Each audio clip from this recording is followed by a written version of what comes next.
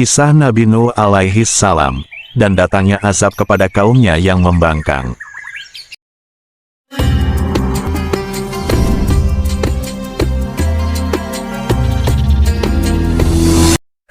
Setelah pembuatan bahtera selesai, datanglah apa yang Allah Subhanahu wa Ta'ala janjikan kepada Nabi Nuh alaihi salam dan kaumnya.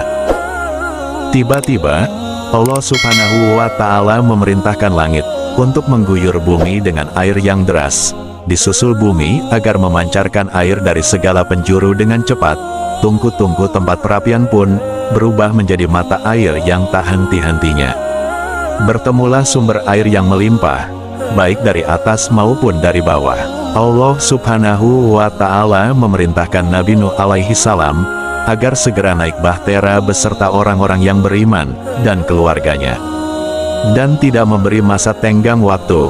Barangkali orang-orang yang sebelumnya jelas-jelas tidak beriman mau diajak. Berbagai macam binatang dengan pasangannya berbondong-bondong mengikutinya. Setelah seluruh muatan sudah naik, maka Nabi Nuh alaihi salam berkata kepada seisi makhluk yang ada di bahtera tersebut. Dan Nabi Nuh berkata, "Naiklah kalian ke dalam bahtera dengan menyebut nama Allah di waktu berlayar dan berlabuh.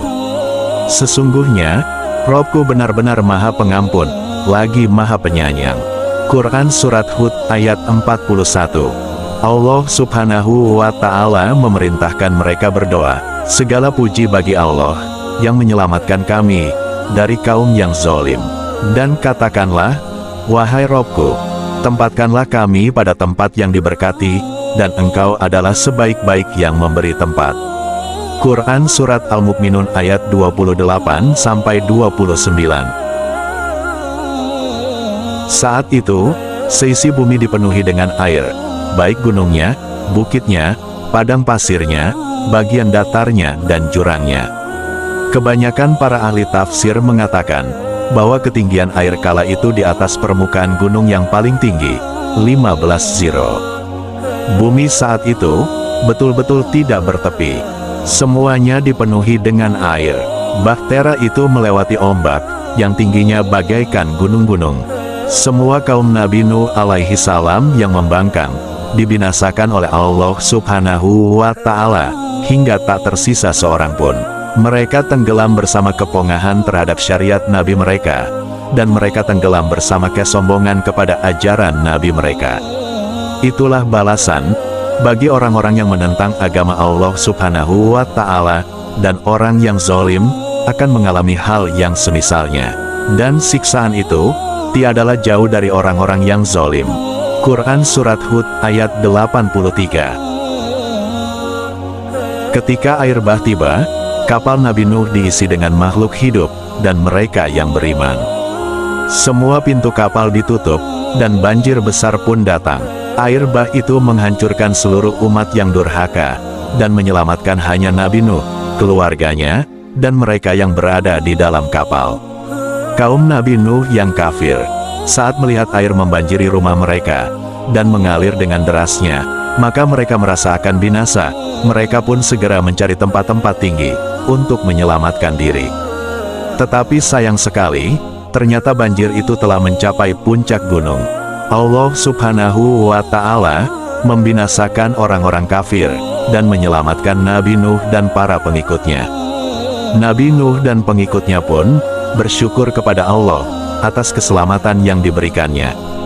Setelah kaum yang kafir itu tenggelam, maka diwahyukan kepada langit dan bumi, "Wahai bumi, telanlah airmu, dan wahai langit berhentilah." Maka air pun surut, kapal itu pun berlabuh di atas bukit Judi. Quran Surat Hud ayat 44. Selanjutnya, Allah Subhanahu wa Ta'ala memerintahkan Nabi Nuh dan para pengikutnya turun dari kapal. Dia berfirman, "Wahai Nuh, turunlah dengan selamat sejahtera dan penuh keberkahan dari kami atasmu dan atas umat-umat yang mukmin dari orang-orang yang bersamamu." Quran Surat Hud ayat 48. Ketika diketahui oleh Nabi Nuh alaihi salam, anaknya termasuk orang-orang yang ditenggelamkan, Nabi Nuh alaihi salam berkata, "Ya Tuhanku, Sesungguhnya anakku termasuk keluargaku, dan sesungguhnya janji engkau itulah yang benar. Dan engkau adalah hakim yang seadil-adilnya. Quran Surat Hud ayat 45. Allah Subhanahu wa Ta'ala berfirman, "Wahai Nuh, sesungguhnya dia bukanlah termasuk keluargamu. Sesungguhnya perbuatannya tidak baik. Sebab itu, janganlah kamu memohon kepadaku sesuatu yang kamu tidak mengetahuinya. Sesungguhnya aku memperingatkan kepadamu agar kamu jangan termasuk orang-orang yang tidak berpengetahuan."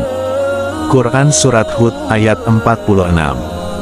Nabi Nuh pun berkata, "Ya Tuhanku, sesungguhnya aku berlindung kepada Engkau dari memohon kepada Engkau sesuatu yang aku tidak mengetahuinya. Dan sekiranya Engkau tidak memberikan ampun kepadaku, serta menaruh belas kasihan kepadaku, niscaya aku akan termasuk orang-orang yang merugi." Quran Surat Hud ayat 47. Setelah air bah surut, kapal itu mendarat di suatu tempat yang aman. Nabi Nuh dan para pengikutnya turun dan melepaskan hewan-hewan yang diangkutnya. Maka, mulailah beliau dan para pengikutnya menjalani hidup yang baru. Beliau berdakwah kepada kaum mukmin dan mengajarkan kepada mereka hukum-hukum agama.